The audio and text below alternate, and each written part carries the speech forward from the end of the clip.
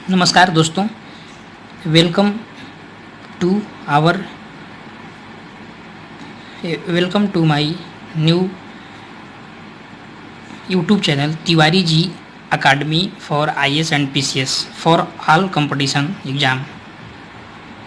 दोस्तों, आज के कंपटीशन इरा को देखते हुए तैयारी को बहुत ही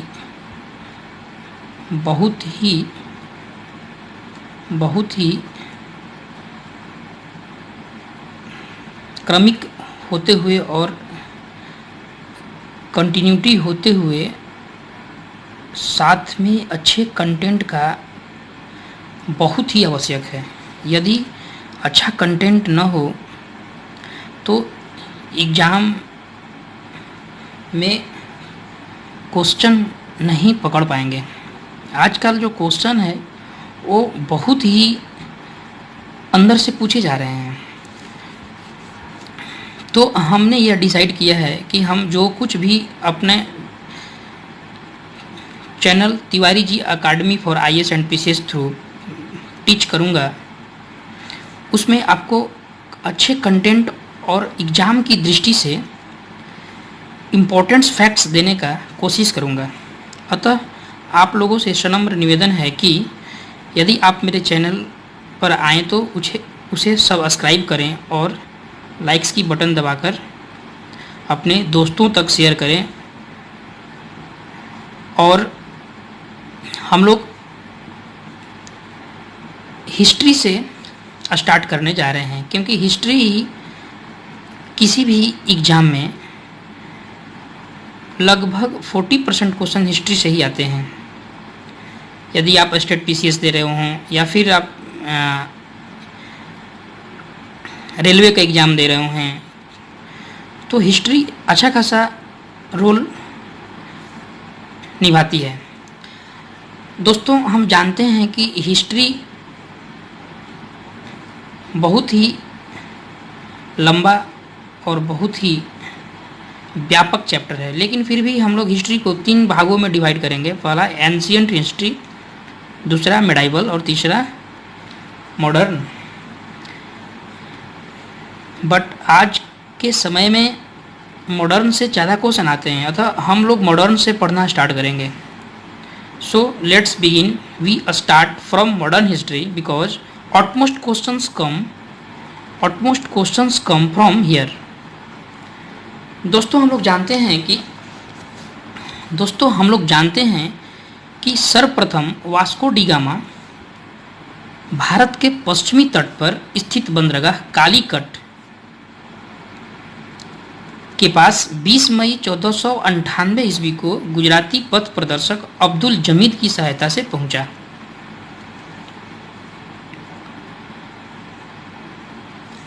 कालीकट के तत्कालीन शासक जमोरियन ने उनका स्वागत किया। इन्होंने जब इंडिया में आए तो इन्होंने देखा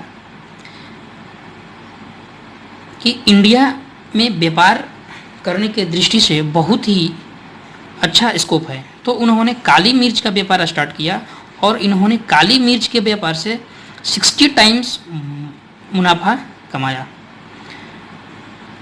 इनके बाद 1505 ईस्वी में, इन्होंने 1498 ईस्वी में आए थे और उसके बाद 1505 ईस्वी में, मतलब कि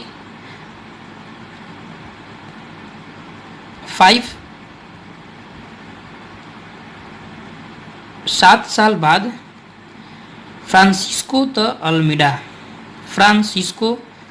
अल्मीडा भारत में प्रथम पुर्तगाली वायसराय एवं गवर्नर बनकर आए। इन्होंने ही ब्लू वाटर पॉलिसी नीति का प्रतिपादन किया। दोस्तों, इस क्वेश्चन को ये एग्ज़ाम की दृष्टि से बहुत इंपॉर्टेंट है। ये हर एग्जामिनेशन में पूछ लेता है कि ब्लू वाटर पॉलिसी को किसने प्रतिपादन किया। तो आपको बताना होगा कि जो ब्लू वाटर पॉलिसी था फ्रांसिस्को द अल्मीडा ने अपनाया था। और कहाँ? हिंद महासागर में। 1509 ईस्वी में 1509 ईस्वी में अल्फांसो द अल्बुकर्क गवर्नर बनकर आए। फ्रांसिस्को द अल्मोडा के बाद में अल्फांसो द अल्बुकर्क गवर्नर बनकर आए। इनको ही भारत में पुर्तगीज शक्ति का वास्तविक संस्थापक माना जाता है। पुर्तगालियों का, आप पुर्तगालियों का भी कह सकते हैं, या भारत में प्रथम यूरोपीय दुर्ग का निर्माण अल्फांसो द अल्बुकर्क 1503 ईस्वी में, अल्फांसो द अल्बुकर्क 1503 ईस्वी में कोचीन में कराए। तो इस प्रकार से भी हम इसको समझ सकते हैं कि भारत में जो प्रथम यूरोपीय दुर्ग का जो निर्माण कराए थे अल्फांसो द अल्बुकर्क करवाए थे, कोचीन में करवाए थे। अल्फांसो द अल्बुकर्क कौन थे? जो पुर्तगीज शासक का वास्तविक संस्थापक इंडिया में इन्हीं को माना जाता था। ऐसे तो एग्जाम की दृष्टि से अंजी दीव और कनानूर इम्पोर्टेंट नहीं है, बट इसको भी पढ़ लीजिए क्योंकि आजकल क्वेश्चन घुमा के भी पूछ दिया जाता है। तो इनको, ये दो प्लेस के बारे में, अंजी दीव और कनानूर में पुर्तगाली दुर्गों का निर्माण अल्मेडा साहब ने किए थे, फ्रांसिस्को द अल्मेडा ने किया। कब किया? तो 1505 ईस्वी में किया। भारत में यूरोपीय व्यापारिक कंपनियों का आगमन जो था, यूरोपीय व्यापारिक कंपनियों का जो आगमन था वो कैसे हुआ? तो दोस्तों एक इसमें एक्रोनिम से याद कीजिए। यदि एक्रोनिम से याद करेंगे तो आप मिस्टेक नहीं करेंगे और भूलेंगे नहीं। तो मैं आपको एक अपना एक्रोनिम बताता हूँ, आप याद करने का तरीका है, ऐसे आप याद कर सकते हैं। पुर्त ने ड के साथ पुर्त ने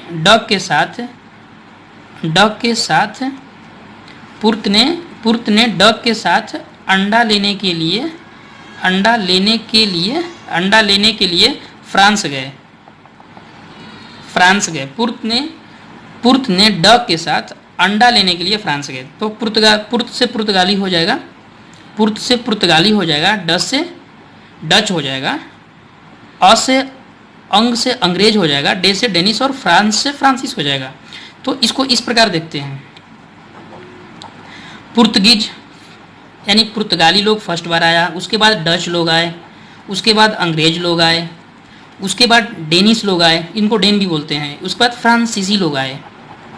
तो एक्रोनिम इसको याद करने का सबसे बेस्ट तरीका है, आप एक्रोनिम को याद कर लीजिए, 2-3 बार प्रैक्टिस कीजिएगा, दिमाग में आ जाएगा।